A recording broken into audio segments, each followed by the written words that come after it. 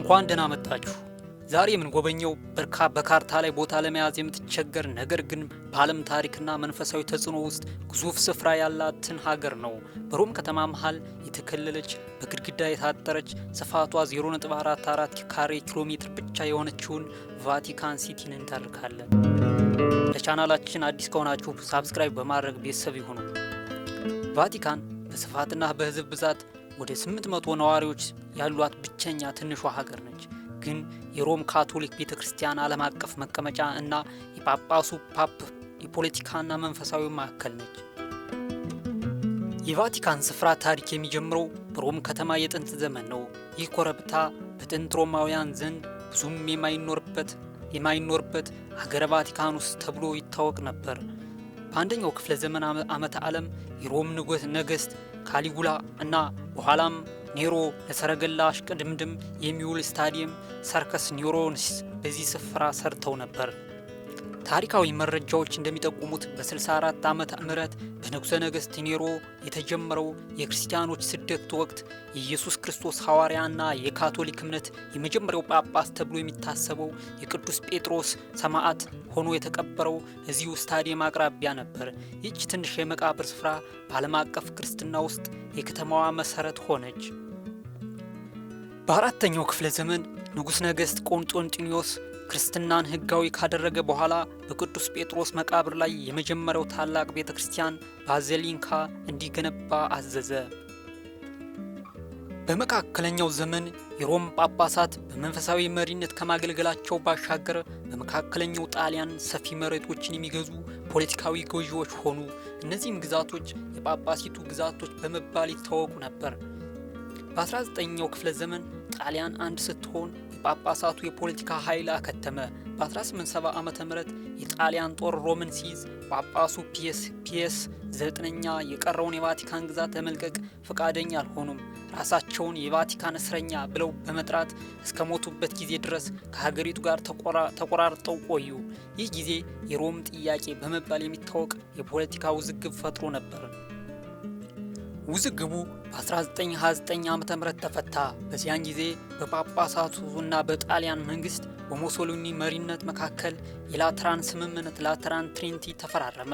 ይህ ስምምነት የቫቲካን ሲቲ ግዛት እንዳለ ገለልተኛና ሉዓላዊ ሀገር እንድትቋቋም አደረገ። ይህች ትንሽ ግዛት የተፈጠረችው ጳጳሱ በዓለም አቀፍ ደረጃ መንፈሳዊ አገልግሎታቸውን በነፃነት እንዲያከናውኑ ለማስቻል ነበር። ቫቲካን የኪነ ጥበብና የስነ ህንፃ ተአምር ነች። አብዛኛው የታየው ግርማ የሚመነጨው በ15ኛውና በ16ኛው ክፍለ ዘመን የህዳሴ ዘመን ነው። ቅዱስ ጴጥሮስ ባዚሊካ ይህች ቤተ ክርስቲያን በዓለም ካሉ ታላላቅ አብያተ ክርስቲያናት አንዷ ስትሆን ብራማንቴ፣ ራፋኤልና ሚኬል አንጀሎን ጨምሮ በብዙ ታላላቅ አርቲስቶች የተሰራች ነች። ባዚሊካው ዲዛይን የመጨረሻውን መልክ የሰጠው ሚኬል አንጀሎ ነው። የእሱ አስደናቂ ጉልላት በሮም ከተማ ውስጥ ከፍተኛ ስፍራ አለው። የፒታል ሐውልት የባዚሊካ ውስጥ የምትገኘው የማርያምን በእቅፏ የሞተውን ልጇን የያዘችበት ይህ ሐውልት በሚኬል አንጀሎ ተቀርጾ በፍጹም ጥበቡ የታወቀ ነው። ሲስቲን ቻምፕል የቫቲካን ሙዚየሞች የዘውድ አልማዝ ተደርጎ የሚታየው ይህ ቦታ ነው። ጳጳሳቱ ጉባኤዎችን የሚያካሂዱበት ስፍራ ሲሆን ጣሪያው ላይ የሚገኘው የአዳም ፍጥረትና ከኋላ ግድግዳ ላይ የሚገኘው የመጨረሻው ፍርድ የሚሉ ስዕሎች በሚኬል አንጀሎ የተሳሉ የዓለም እጅግ ውድ የጥበብ ስራዎች ናቸው። የቫቲካን ቤተ መጻሕፍትና ሙዚየሞቹ እና የሐዋርያው ቤተ መጻሕፍት ለዘመናት የተሰበሰቡ የዓለም ታሪካዊ ቅርሶች፣ የእጅ ጽሑፎችንና የኪነ ጥበብ ስራዎችን ይዘዋል። ቫቲካን በፍጹም ንጉሳዊ ስርዓት የምትመራ ናት። ጳጳሳቱ የሀገሪቱ መንግስት መሪ፣ የህግ አውጪ፣ አስፈጻሚና ዳኛ ናቸው። ይህ የካቶሊክ ቀሳውስት ብቻ ከፍተኛ የመንግስት ቦታ የሚይዙበት ቅዱስ ንጉሳዊ አገዛዝ ነው። የቫቲካን ዜግነት የሚሰጠው በዘር ሳይሆን በስራ ምክንያት ነው።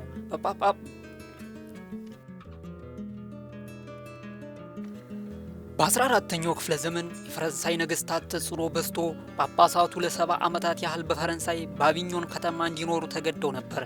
ይህ ክስተት የሮምን ከተማ ማዕከላዊነት ክብር ጎድቶ ነበር።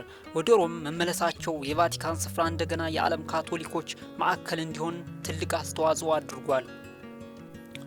የቅዱስ ጴጥሮስ ባዚሊካ ግንባታ ንጉሥ ቆስጠንጢኖስ በ4ኛው ክፍለ ዘመን የሰራው የመጀመሪያው ባዚሊካ 1200 ዓመታት በላይ ቆይቷል።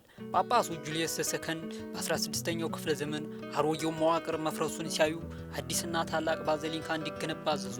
ይህ ውሳኔ የብዙሃኑን አርቲስቶችና ሊቃውንት ትኩረት ወደ ሮም እንዲያዞር አድርጓል። የቅዱስ ጴጥሮስ አደባባይ አደባባዩን የነደፈው ጂያን ሎሬንዞ ቤርኒኒ ነው። የአደባባዩ ቅርጽ እንደ ሁለት ግዙፍ የእንጨት እጆች ተደርጎ የተነደፈ ነው። የቤተ ክርስቲያን ምዕመኖቿን በክንፎቿ ውስጥ እንደምትሰበስብ የሚያሳይ ምሳሌያዊ አገላለጽ ነው። በአደባባዩ መሃል ያለው ኦብሊስክ ከግብጽ ተወስዶ የመጣ ሲሆን ለመጀመሪያ ጊዜ ወደ ሮም የመጣው በንጉሥ ካሊጉላ ዘመን ወደ መጀመሪያው ክርስቶስ ልደት ነው። ሲስቲን ቻፕል የስፍራው ፍጥነት ሚካኤል አንጀሎ የቻምፕሉን ጣሪያ ሲስል ከ1508 እስከ 1512 መካከል በጀርባው ተኝቶ ወይም ቁሞ ሲሰራ አልነበረም። በግድግዳ ላይ በተተከለ የእንጨት መሰላል ላይ ሆኖ ቀለም ከፊቱ እየተንጠባጠበ በከፍተኛ ትጋት በ4 ዓመት ውስጥ አጠናቋል። ይህ የእሱ ትጋት የቻምፕሉን ታሪክ ልዩ ያደርገዋል። በጳጳሳዊ ፍርድ ቤት የሚያገለግሉ ቀሳውስት፣ መነኮሳትና ጥቂት ምዕመናን ብቻ ዜግነት ያገኛሉ። የሀገሪቱን ደህንነት የሚጠብቁት የስዊስ ዘበኞች ናቸው። ይህ ክፍል በ1506 ዓመተ ምህረት የተቋቋመ ሲሆን ደማቅና ባህላዊ ዩኒፎርማቸው በአፈ ታሪክ መሰረት በራሱ በሚካኤል አንጀሎ እንደተነደፈ ይነገራል። ዋና ተልኳቸው የጳጳሳቱን ደህንነት ማስጠበቅ ነው።